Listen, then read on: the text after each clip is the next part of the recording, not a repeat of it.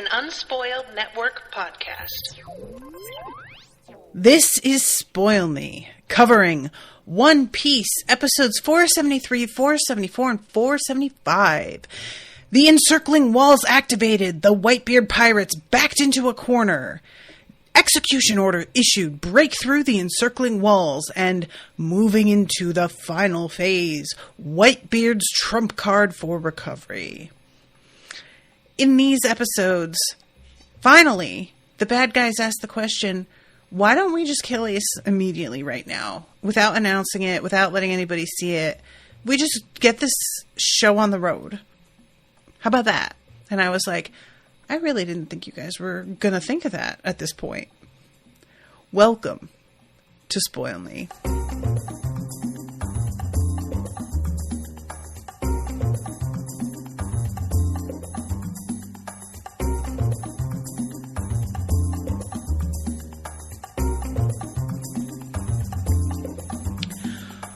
Welcome to the show, everyone. I am Natasha. Thank you very much to Florian for commissioning this episode. So yeah, you guys, these episodes are honestly these were kind of fun. I was sort of worried because I'm going to be honest. Even though I did really like these, the episodes ended with Luffy running, saying, hold on, Ace, I'll be there soon. And, like, that's how every set of episodes has ended for about a month. So there is a part of me that's sort of like, come on, can we please, can we get it moving? But I think things got moving in this trio of episodes more than in the last few. There have been some progress made in terms of like the information that the audience is working with, but not really the action. And this had less information and more action. So reminder, we have this like really interesting, weird setup for the Marine headquarters, but it's sort of a bay with like a pincer like formation to get inside. So there's this like area that's a lot easier to defend, that's very, very narrow, and it's the spot where I think all of the like Kuma bots are lined up and trying to take out the ships that are attempting to join them. But when we start this episode 473, we recap what had happened with Whitebeard, and he like had just been accused of selling out all of his allies and everything. And he tells this dude basically, first of all, I can't believe you'd even believe that story. That's ridiculous. Secondly, you're an idiot, but I still love you because you're my son. And thirdly, let me destroy these ice walls real quick. And everybody, of course, is sort of like, the thing with betraying this dude is that he sets such an example of forgiveness that it's like inspires so much more loyalty than anything else. And I really want to talk about Whitebeard just as a character a little bit, because you guys had asked a while back, what do I expect from him? And there was a part of me that really wanted to like him, because if Ace liked him, I felt like we had seen that Ace seemed to have like pretty decent judgment and seemed really loyal. And I was like, okay, look, if I'm meant to like Ace and trust his judgment, then Whitebeard has had to prove that he's like worthy of this somehow. But I also was so afraid that there was something else up. And not even that he was like going to betray Ace, because that wouldn't, why show up? You know, that it didn't really fall in line with what was happening. But I sort of wondered if it was going to turn out, is Ace kind of afraid of him, or feels like he owes him in a way that's being taken advantage of or exploited or something. And, seeing the way that everything has been shown to us about Ace's relationship with Whitebeard and the camaraderie of his crew, the way that they like look out for each other, except notable exception Buggy, who wound up leaving. So he doesn't really count for me because he left due to the fact that he didn't fit in. He left because he wanted to do his own thing. One could say that's not about fitting in, but it is, though. Like, the fact that he didn't want to be part of a team led to him leaving, and that made him not fit in. So Whitebeard has been shown repeatedly to be this leader that is so... I don't even want to say charismatic, because that implies something very surface level. And that's not actually what's happening here, I don't feel like. He has been shown to be somebody who puts his money where his mouth is, I think is the way I want to say this more. Whitebeard is like the kind of manager that actually works the floor.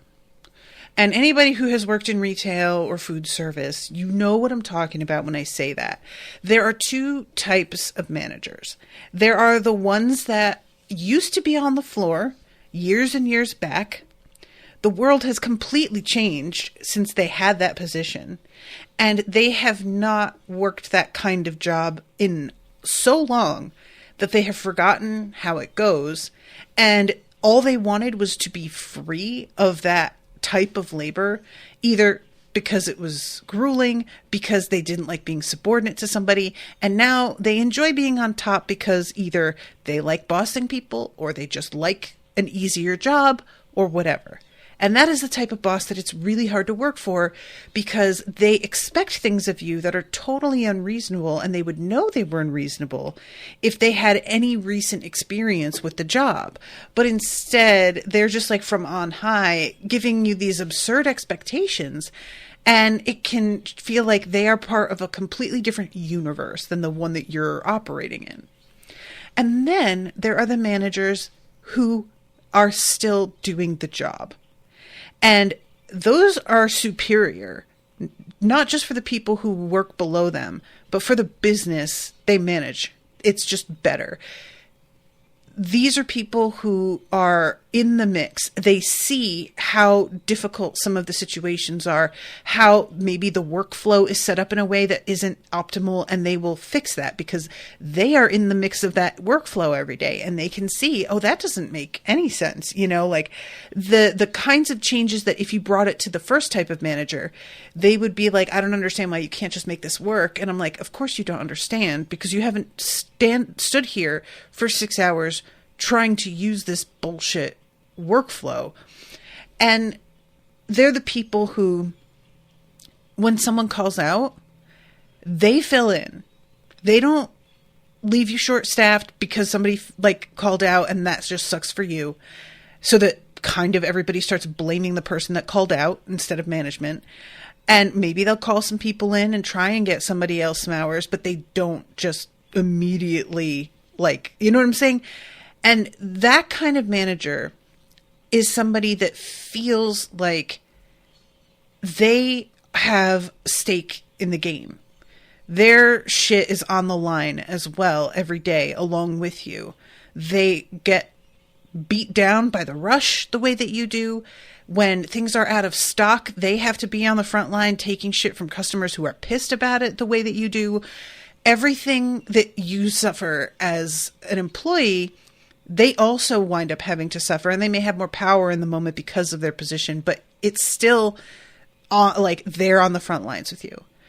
And Whitebeard is not only like that type, but also the fact that he has, like, normally when you're applying for a job and they're like, we're like a family here, the translation on that is we are toxic. We are the kind of family that you dread going to Thanksgiving because you know it's going to be a fucking scene. It's going to be drama, but you have to go because it's Thanksgiving and there are expectations. It's a bad sign. But when he talks about all of them being his sons, he isn't using that as a means of control. He is using that to demonstrate the genuine perspective that he has regarding the responsibility he feels he owes them. And that is what's really interesting to me, is when people talk about, like, we're like a family, usually what that translates to in terms of their expectation is that you will feel obligated to us because you are family and you owe family. But what he says is sort of the opposite, where it's like, I owe you because I am your father and you're my kid. And there is an expectation of behavior from children that, you know, sometimes they're going to step out of line and do some shit. But as the parental figure, I owe you a level of behavior, accountability, responsibility, and even when you act up, I am going to come through on that. And it's really, I think, the mark of a person in general, how they approach the idea of being in like a position of authority, a parental position, because there are a lot of people in real parental relationships where they see their children as owing them for things. And in my opinion, if you have a child, inflicting upon that child the concept that they somehow owe you is so deeply backward and harmful that it flabbers my gas that people actually move through the world like that. And those kinds of parents leave children feeling constantly like they have to validate their reason for being in the world. Like, they make people feel always that they have to prove they are worthy of being alive in a way that is so fundamental it's really hard to explain. And I feel like there was an amazing TikTok a little while ago where this girl was pretending to be the insurance provider for like parental insurance. And basically the parents were calling up seeing what kind of coverage they had because they had had a daughter who grew up and then stopped calling or coming by for holidays. And they wanted to know like what kind of coverage they had to get damages for how they were being treated as parents. And there were all different levels of packages for this insurance plan. And they were really upset because they said, well, we, you know, put a roof over her head and food on her plate. And she was like, yes, that is the basic package. And the whole point behind this skit was that there are folks out there who seem to believe that just doing the bare minimum of feeding, clothing, and housing their child means that their child owes them some type of behavior. It's asinine.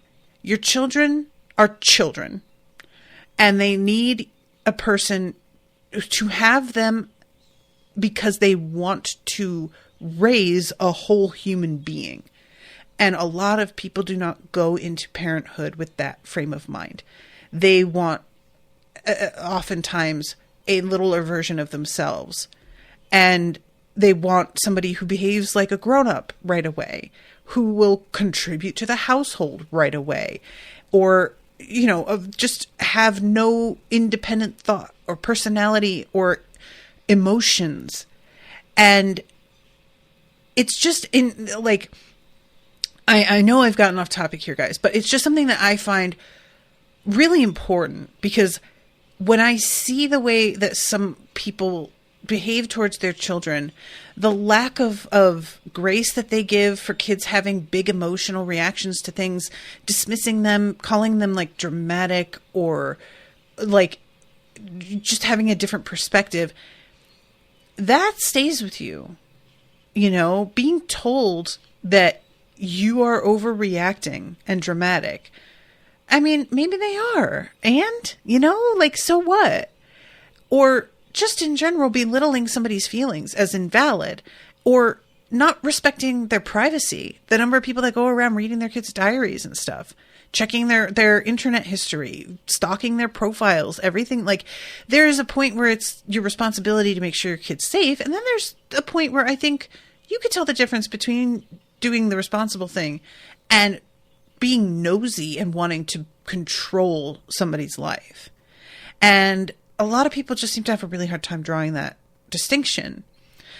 Anyway, all this to say, the approach that Whitebeard takes, it seems to me, is the much more difficult but ultimately more rewarding path of, I am going to consider myself responsible. There's almost a sense of like, if you fucked up, then it's partially my fault. Not really, but like, it is a reflection on me a bit. You know what I mean?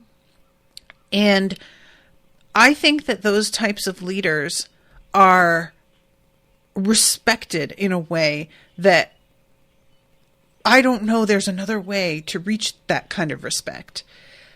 It's just constantly putting your money where your mouth is, showing that you can make a stirring speech, but when the chips are down, you're actually going to do what you said. You're actually going to put yourself on the line.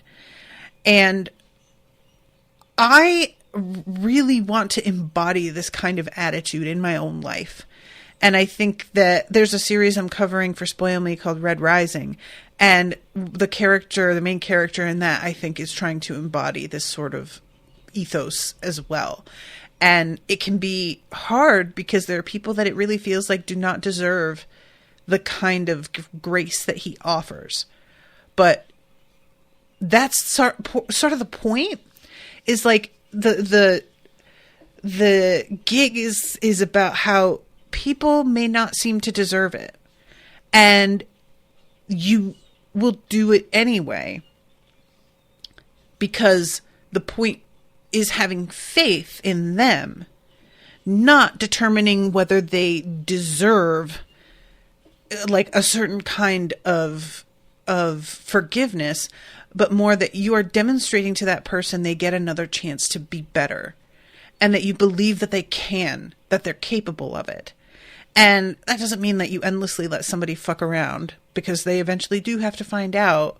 But sometimes people just make mistakes, and it's really easy and quippy to just like act like you're going to cut somebody off the first time they fuck up. It's easy to say that, and it's easy to feel that way. But offering people forgiveness sometimes is just so generous and kind.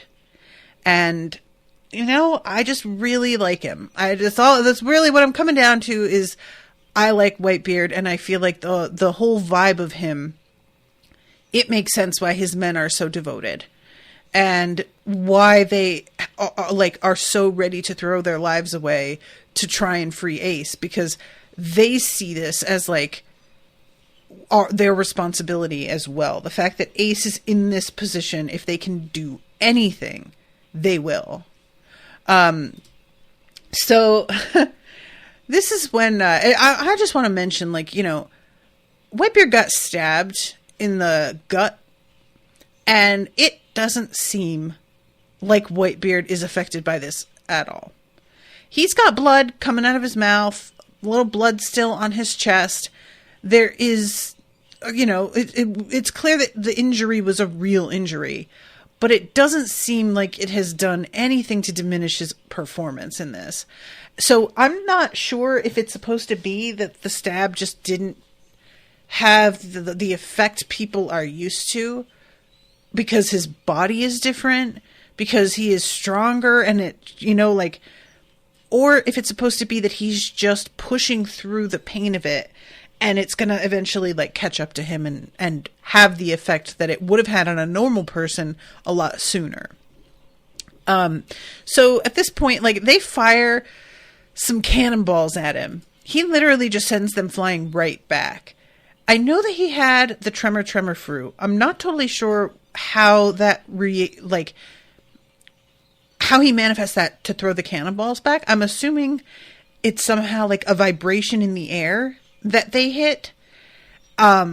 But it's hard to tell because they really do not go into a lot of detail. It's sort of interesting to me the way that this is being approached, because a lot of the characters that we have met who have, you know, these devil fruit powers, we'll almost get like a little rundown of everything they're capable of from the character themselves. You know, they'll roll in and be like, haha, I ate the, you know, explodey fruit, and that means that I can explode any part of my body, and I can do this and I can do that, so good luck to you, buddy.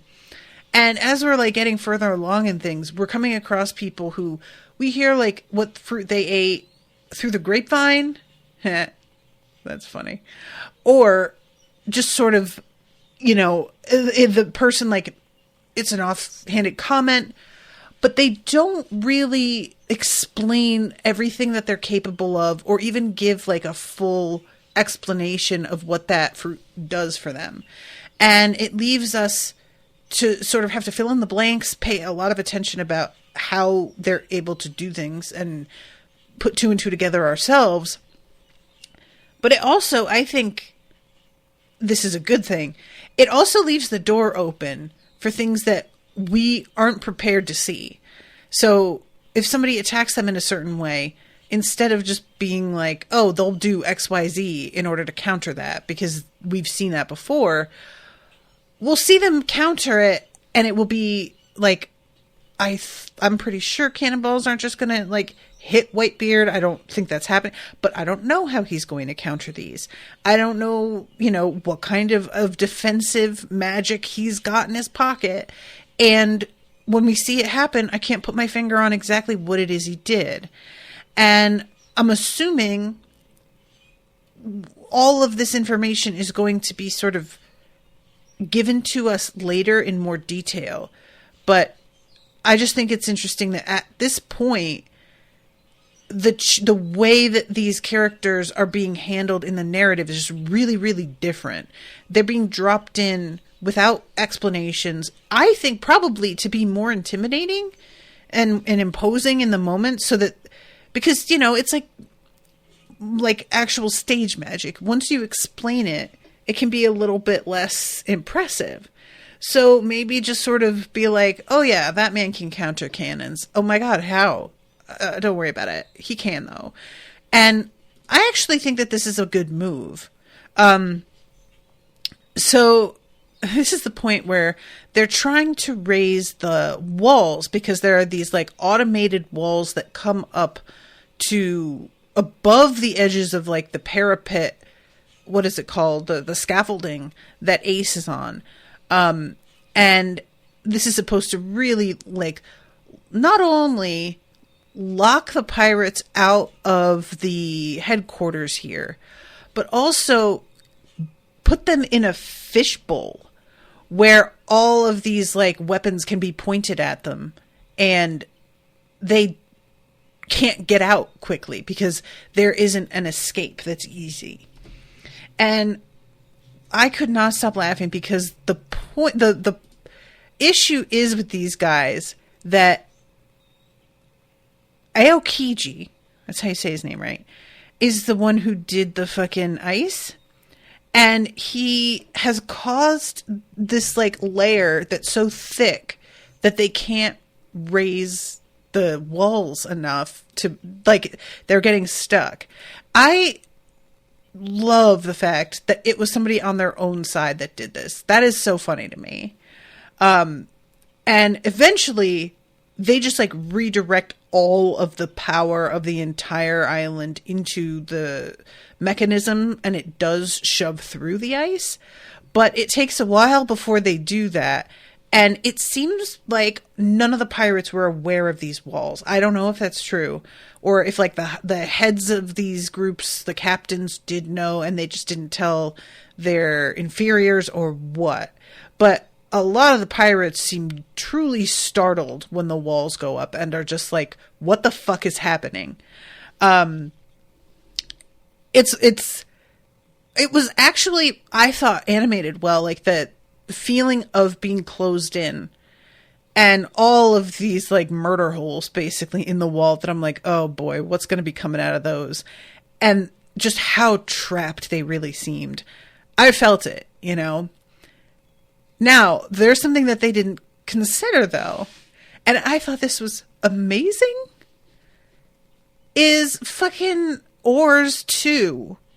His body is laying straight over the like section of wall directly in front of the scaffolding where Ace is.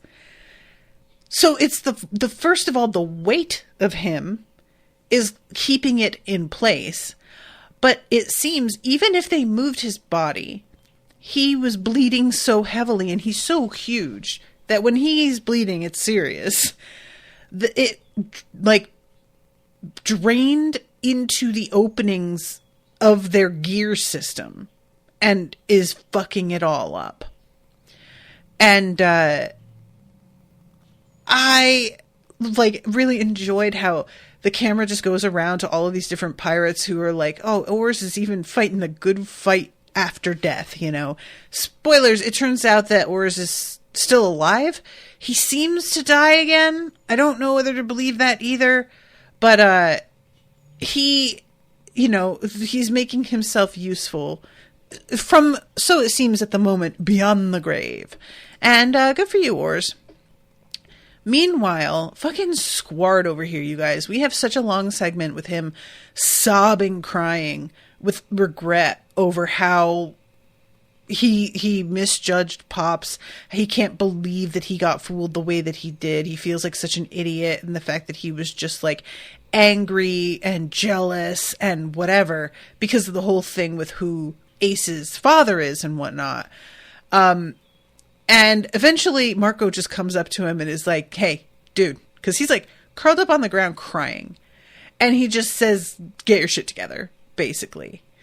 So yeah, he finally, because it's very self-pitying, really, you know? So, okay.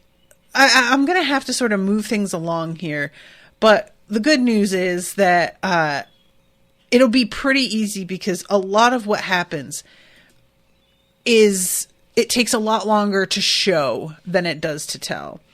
So there's like an admiral who is a giant, and he sees all of these pirates beginning to try and like storm them, and he comes out to take care of them.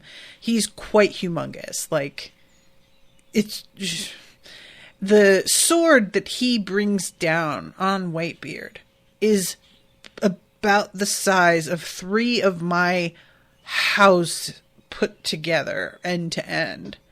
And he brings it slamming down, and Whitebeard blocks the blow with a sword that's like not even a 16th of the size. And he says, you're blocking my view, move. And he like shoves back, and he sends this admiral flying backward, looking truly shocked. And then he does something.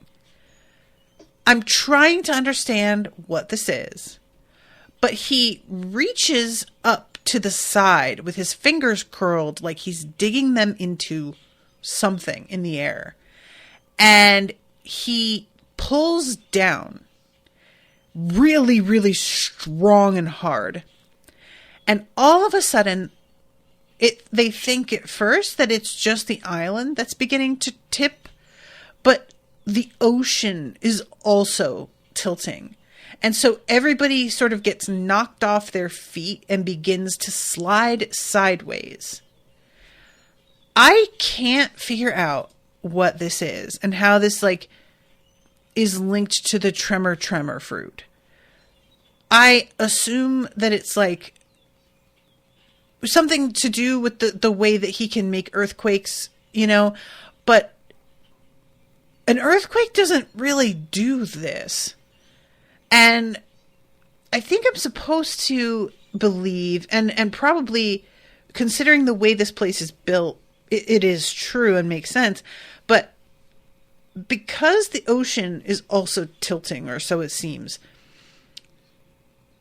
I wasn't willing to believe it was the actual ocean tilting so much as that he created like a massive controlled wave. And I think it's supposed to be that the island is like floating. Because, mostly if there's an island, it is not just like chilling in the water with nothing underneath. It is a landmass coming up from the ocean floor high enough that it pokes up through the water.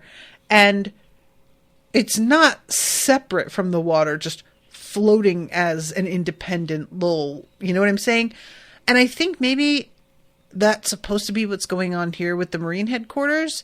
It is sort of like, I asked this question before, how these structures are built. Are they attached to existing islands, or are they built as sort of enormous ships? But I'm just sort of guessing here. I don't really fully understand this. But yeah, they all, like, everybody falls over. Even Ace is falling over. And the head admiral is like, this is what I was afraid of. But he just says that, and then the camera goes away. And I was just like, okay, what is it? Luffy, meanwhile, is watching everything. And in the background, like, the ships are and it's not like a consistent tilt. It sort of looks like almost what do they call that when a trail jackknifes, so that you can go up a high hill without going straight up practically vertically, so that it's much more difficult, like in terms of your energy. You have it go up in a way that takes longer, but is less difficult to do. So anyway, yeah, a bunch of these ships are like vertical in the air and are coming like crashing down. Fucking Doflamingo is cracking up and just says that son of a bitch has got some style. And I couldn't tell because the ships, like, they move in such a way, and the way the water is drawn, it can be hard to know what the distance is and where they are in relationship to the island itself. So I was like, is he trying to get the ships here faster? Is this meant to sort of like drag them toward the island? I don't know. But all of this results in like this massive crack forming, and Luffy falls into it. And for a second, it seems like he's going to not make it. Like his arm extends, but not far enough. And Jinbei is right there, catches him and pulls him up. And Luffy's like, the fuck is he doing? Does he want to kill his entire crew? And Jinbei says, oh no, they were ready for this. They are used to him doing this kind of thing. So I can't, like, how this is such a huge showstopper of a move. I can't imagine like working for somebody who is capable of this. So everything calms down, goes back to normal, flattens out. The Marines are discombobulated. Helmeppo says, I feel like I just survived the end of the world, which I really liked that line. I don't know why, but if the earth like begins to tilt at 40 degrees under your feet, that's going to feel real weird. And when they look up finally, a huge chunk of the building behind them is in ruins. I don't know if the part that's in ruins, if that's what he was aiming for. I don't know if that part is specifically important in some way. And it doesn't seem like the Marines are more devastated by the show of power than what he did, it seems to me. But anyway, so yeah, this giant comes back into play, and he's like, look, you definitely are a badass. I'll confess that. But I still have a job to do. I took an oath, and I'm going to follow through on that. And he starts his fight again with Whitebeard, who leaps up and just punches him. And the way he punches him, it's like a glass breaking sort of animation. And you see this force field, I guess is the best way to say it, that I think they call it a shockwave, that echoes out of the back of his body and hits all of the buildings. And It doesn't do as much damage as one would want. It still fucks things up, don't get me wrong. But it doesn't do... Everybody had sort of hoped that this was going to, like, take out the scaffolding. And it doesn't. The scaffolding, it seems, is steel. The buildings that are destroyed are made of stone. So what I was thinking at first was, oh, okay, well, metal is like more flexible, right, than stone. So I'm thinking they just made it of a different material and it stood up. But we see then the admirals are all standing in front of this, and they are the ones that repelled the shockwave that was sent at them. And I love Aokiji says something about how, like, well, where are the damn walls? Get those up, and it's like a done deal. And the other dude rightfully is like, you're the one who put the fucking ice there, dude. What are you talking about? So anyway, eventually we get the walls up. It takes a little while, but that's what happens at the end of this episode. And the dudes like are using their weapons and bazookas and stuff against the wall. It does fuck all. Those walls don't look like anything touched them. So this guy, I can't remember his name. I think I called the guy who did the ice Akainu, but maybe I have that. No, I called him Aokiji. That's correct. Akainu is the guy who does the lava, right? And the dude who is based on an action star had said something about how, like, Aokiji, you could just melt that ice, though, couldn't you? And I wonder why they didn't. He points it out in a way that feels like, is this just the author sort of nodding to the fact, like, yeah, I know there's somebody that can control fire, magma, lava, whatever. Don't get on my case about it. I get it. Like, he could have done something. He didn't, though, so shut up about it, you know? They don't really give an explanation as to why he doesn't. But yeah, this is when he sends a bunch of these... I don't know what to call them. Like, it's like comets, I guess, into the air.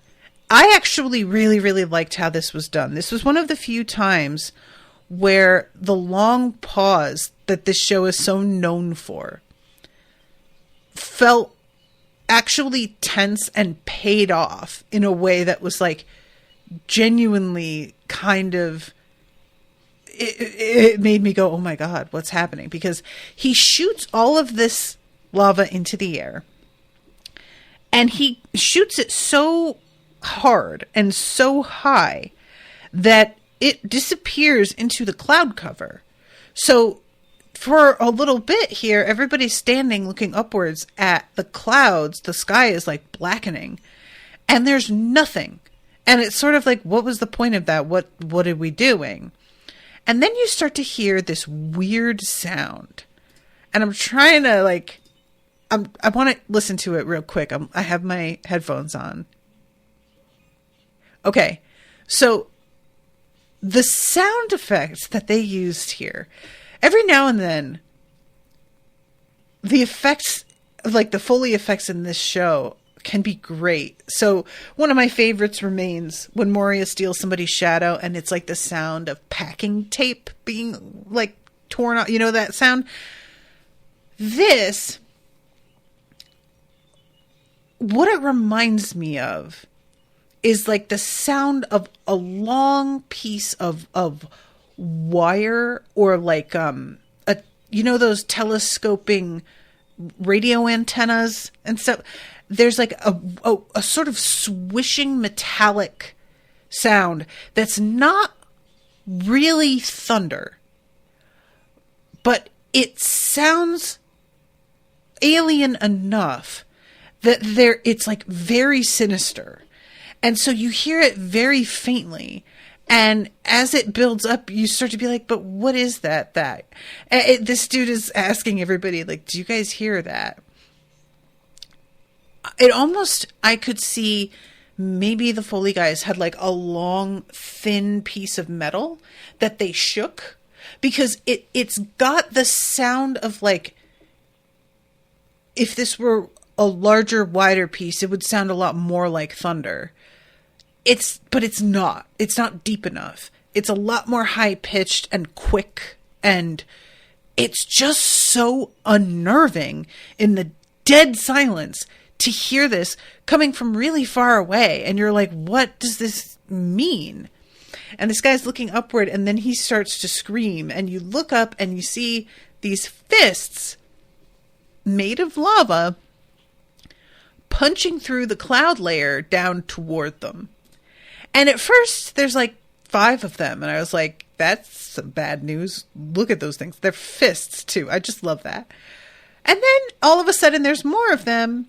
And I'm like, ooh, that's a lot. And then there's more, and then there's more again, and then there's more again. And it looks to me like maybe 40 altogether, heading down toward them at top speed. And this fucking, like, the approach here is basically, we're going to melt all of this ice that everybody is standing on right now, and we are going to destroy the ships so that they can't get away. They have nowhere to run, and we are going to fucking destroy them all.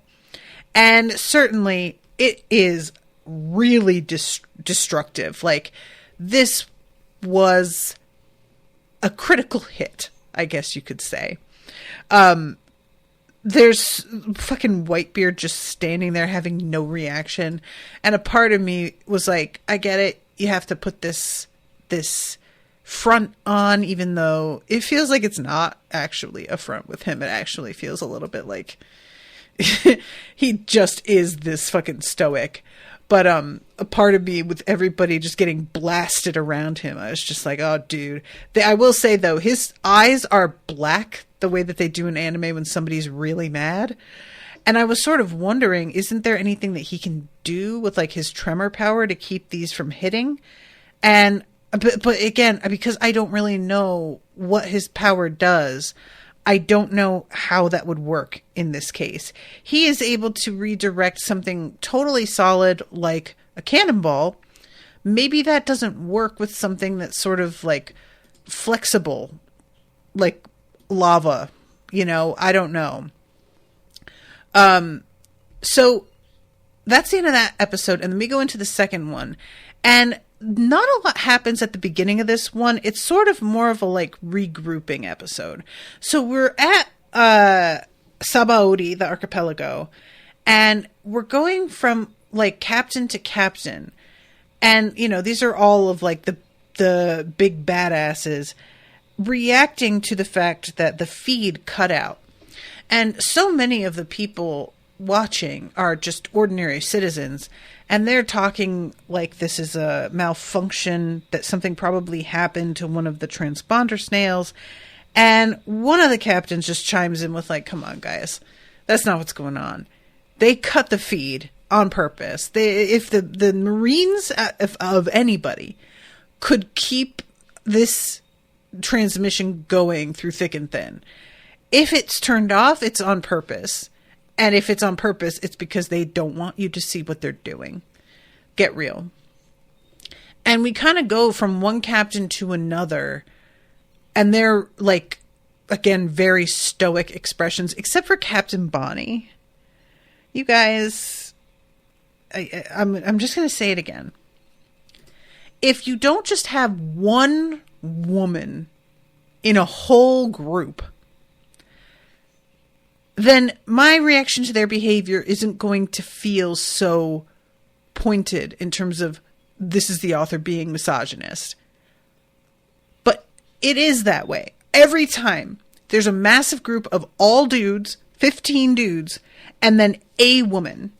So if you do that repeatedly, and one of the women has fallen madly in love and she's only fighting because she's like romantically in love with Luffy, and now Bonnie is over here like sobbing, it just is, it's just a bad look, man. It just is, you know?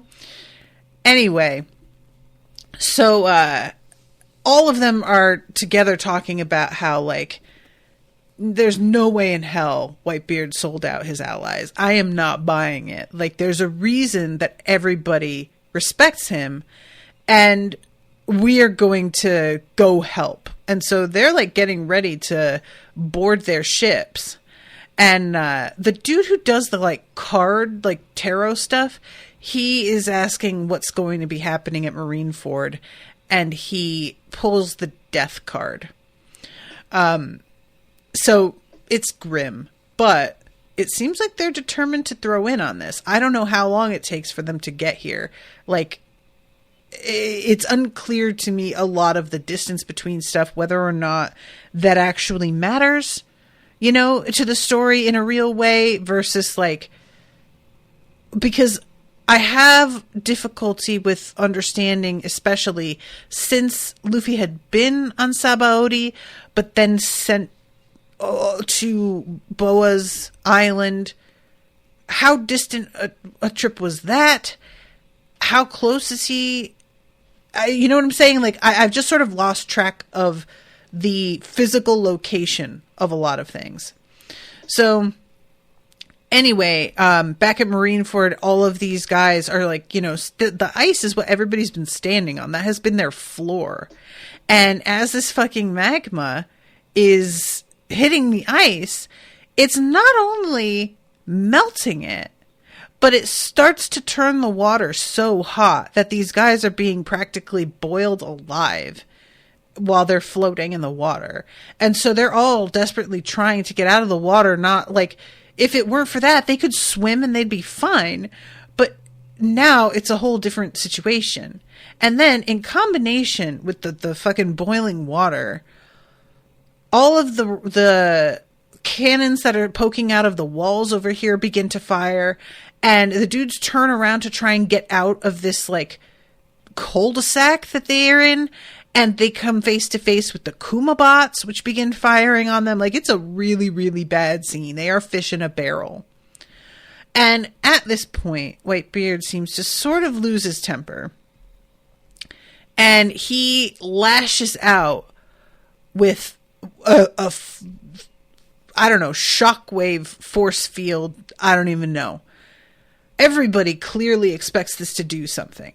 But when the smoke clears, there's just a huge dent in the wall. There's no hole. It hasn't really done much of anything. And Whitebeard is really, really mad about it, by the way. Meanwhile, the fucking ships are on fire. Everybody is trying to minimize the damage there. And all these ships are just going down, which means that these guys haven't got a way to escape. Like, even if they wanted to, which I don't think they do, they're at a point of, we have got to see this through now because there's nowhere to go.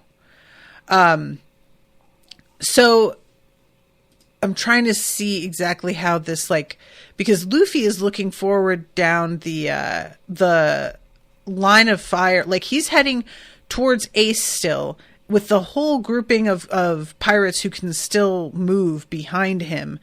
And he is heading straight for the opening that Oars has made in the wall. And Ace is watching this whole thing as Luffy is coming at him, and he keeps like trying to be like, enough already, stop it. And Luffy is like, you know, they're shooting at him, they're slowing him down for sure. The look of the path that he's heading down, it almost looks like it's solid magma. I'm not entirely sure because I kind of lost track of, I thought Luffy was still on the ice, but apparently he's not anymore. He is on solid ground here. So what happened with the like lava hitting didn't sink him, because again, he can't swim. So the boiling would be a whole other issue. But yeah, so this is when Luffy is like, oh my god, finally I can see Ace. Like, I've gotten close enough that I can see him. And he yells, I'm here. And Ace is just looking up like, oh, Christ. All the cannons are told to fire.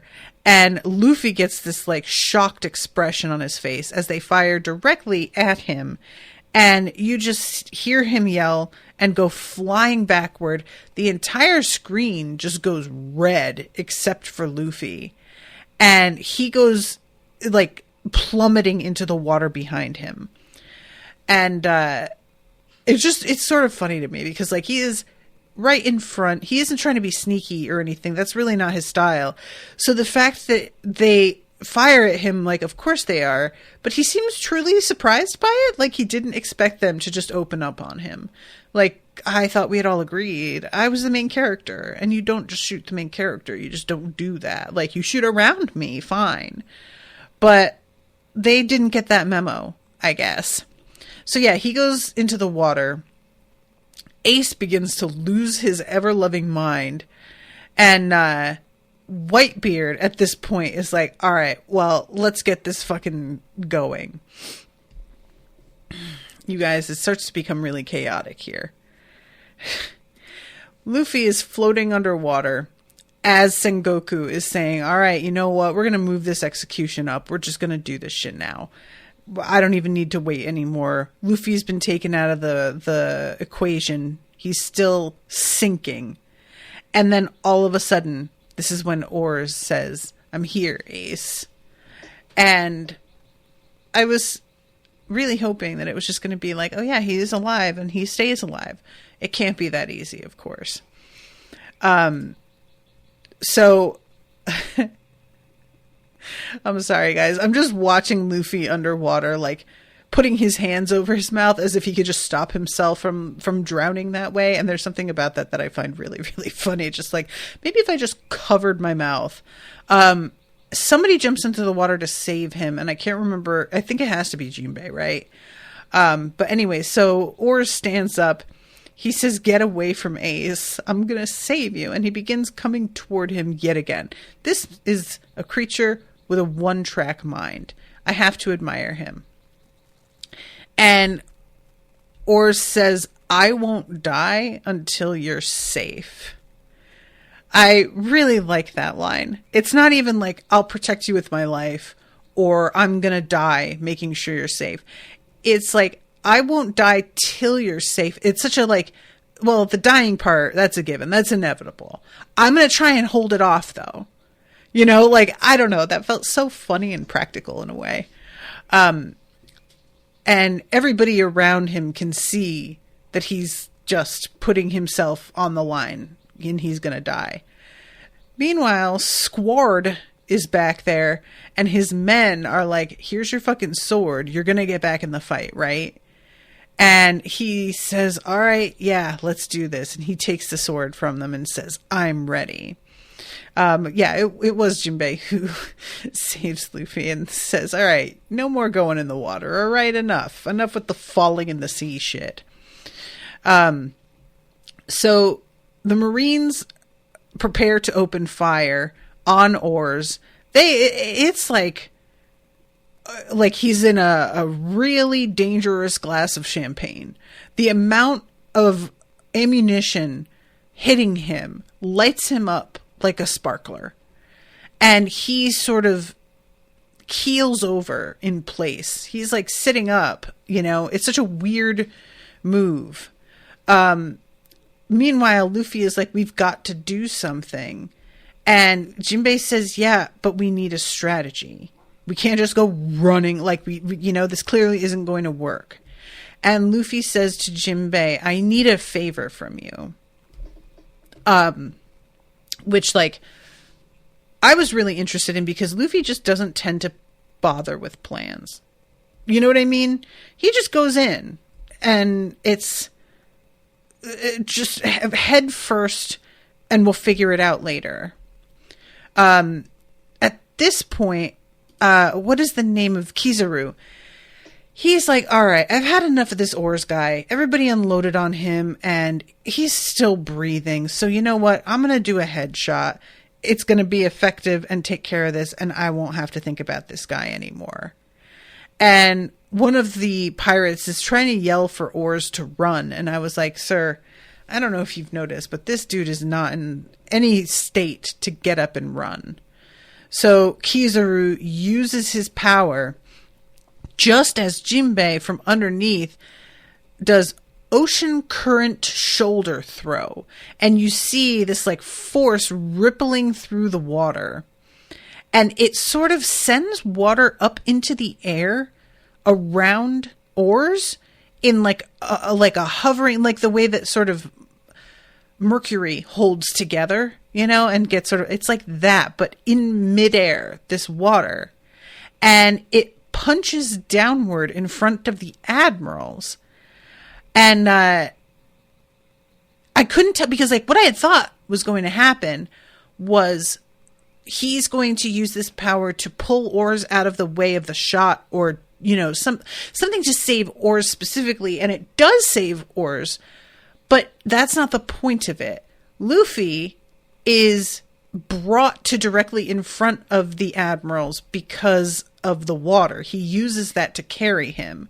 And Luffy is holding on to what looks like the broken off mast of a ship. I don't know if that was to sort of keep him afloat so that he didn't drown in the water, or if it's that he's going to use the mast as a weapon. But guys, he looks up at these admirals with this crazed expression that I don't feel like we've ever seen on Luffy before. It is positively manic. There is something about him that looks feral. And all of the admirals are sort of like, wow, he did it. You know what? I'm not even mad. That's pretty badass. You found a way up. And I think it's Kizaru who's just like, man, youth, you got so much fire in you. I don't know why, but it just tickled me a little bit. They were all just like, well. So Luffy, we get like a POV shot of him looking up at all of them and then looking past them up at Ace, who has this expression on his face of just like, what are you doing, my dude? Seriously. Luffy does a somersault and chucks the mast at these admirals while he screams, back off. And I was like, I don't feel like a mast is really going to do the job, buddy. They're pretty badass. I don't know, man. It seems like they will be equal to handling a wooden mast that you've thrown in their direction. And he sails into the air as Aokiji is turning the mast, like, because it's soaked in water, into ice. And Luffy does Gum Gum Gatling and kicks the mast into a bunch of pieces that sends all of these like huge chunks of ice down at the admirals, who remain unmoved. They're watching this happen, and they do really seem sort of like, kid, what are you doing? There's a sense of just, all right, let's get this going, you know? Evidently, what he was attempting to do was just distract them, create so much like hectic, confusion around them. And so he turns on second gear and he's like flying up towards Ace and is close. But, oh my God, I forgot his name. I'm so sorry. I should have pulled up the spreadsheet that Florian gave me. But Action Star guy manages to like intercept Luffy in midair and sends him flying into some buildings. And it's just, again, like Luffy just keeps seeming truly surprised at the fact that anybody is trying to stop him. It's just sort of a theme with him. It's just like, what are you doing? I have a plan. Can't you just let me? At this point, the Marines are like, fuck this. We're killing Ace. We got to bring all of this to a stop. They had been trying to save face and carry it through in this like very highly ritualized manner to make a point. They're just going to put that to the side. It's too chaotic now. So these dudes beside Ace are bringing their blades down because it's going to be like they both strike at the same time, I guess. And I think it was going to be that they like cut his head off, because I know with Gold Roger, they just stabbed him. But, I think it's not the same method of execution here. And all of a sudden, the guys holding the blades go flying, and there are these two huge cuts in the scaffolding itself. And everybody's like, the fuck, what was that? And it turns out that it was Crocodile. I was not expecting that at all. And Sengoku is like, what the fuck? I thought, since you had a grudge against Whitebeard, that you would, like, help us out. What the hell are you doing? Luffy himself is just kind of like, yeah, I don't get it. What the fuck is happening here? I love Marco. He's got these unbelievable like wings of blue something that are like on fire.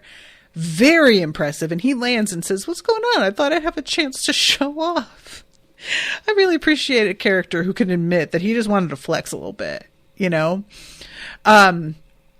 So everybody's just sort of wondering like what the hell happened to make Crocodile change his mind.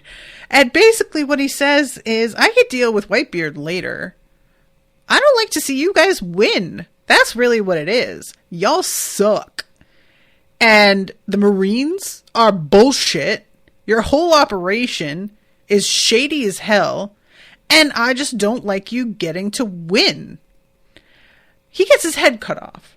But it doesn't really matter because it's sand. So whatever. By Doflamingo, who comes strutting up the way that he does. And he's like, I really kind of take this personally. I thought that we were going to be a team. And now you're just going to like help out Whitebeard? What the fuck?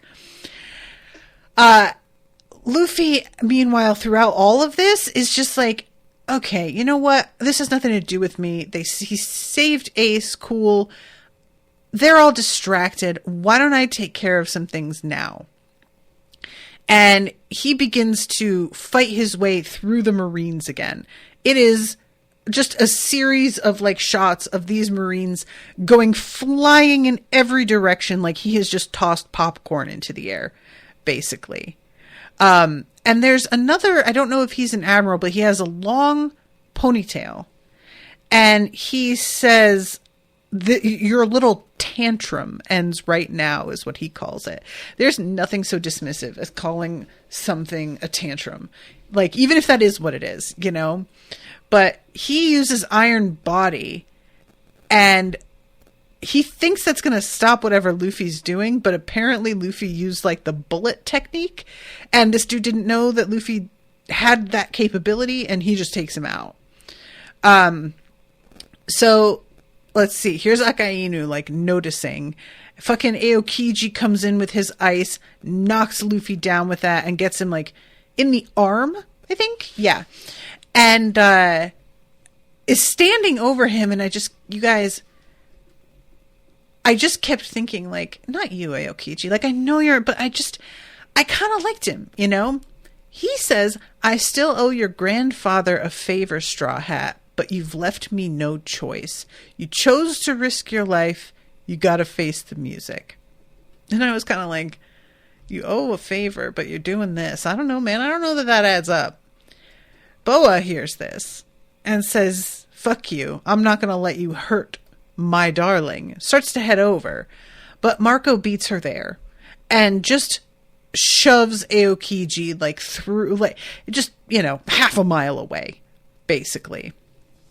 And he looks very uninterested as he does it. Just impassive expression, you know? Luffy looks up at him and says, thanks, buddy, you saved me. And he gives him this really, like, a smile of, like, I really think you're kind of adorable, kid. And he just says, no problem, pal. We briefly go over to Mr. 3, who's inside, and he keeps thinking that he's been found out, but it turns out that they have no idea that he's in there. So they're looking for other people, and he had thought they were looking for him, but it seems like they are not aware that he is in the building.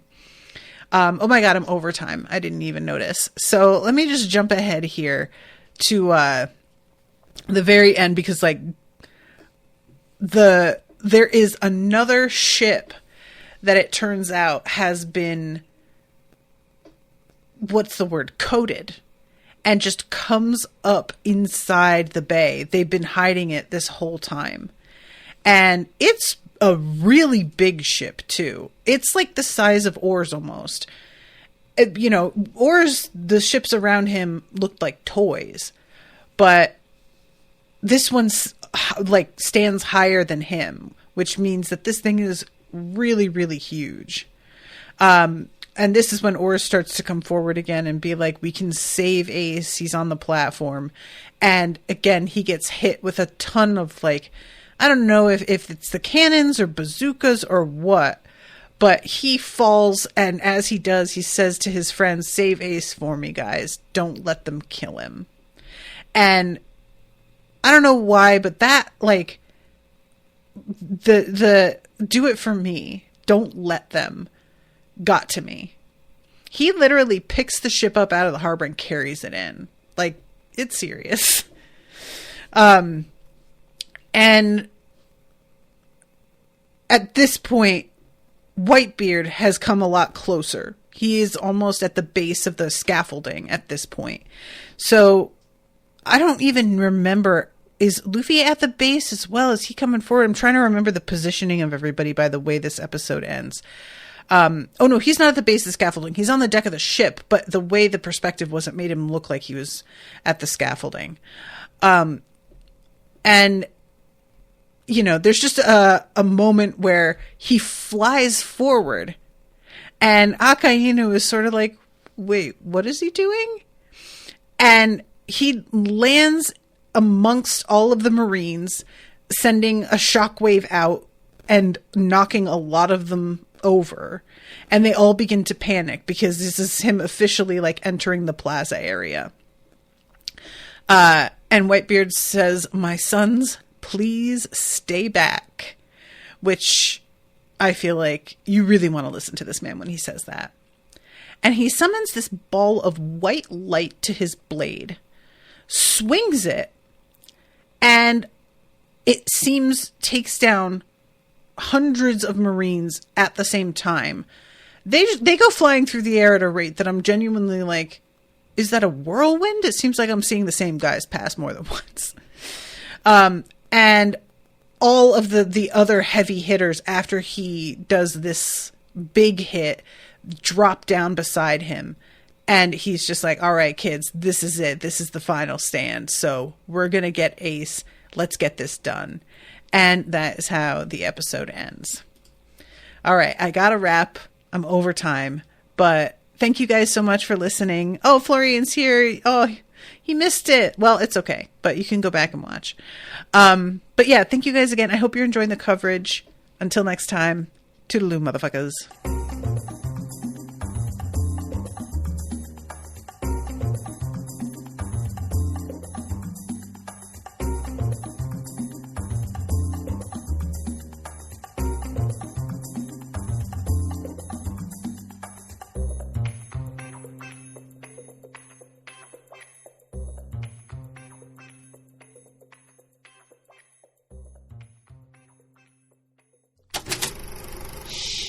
That was an Unspoiled Network podcast.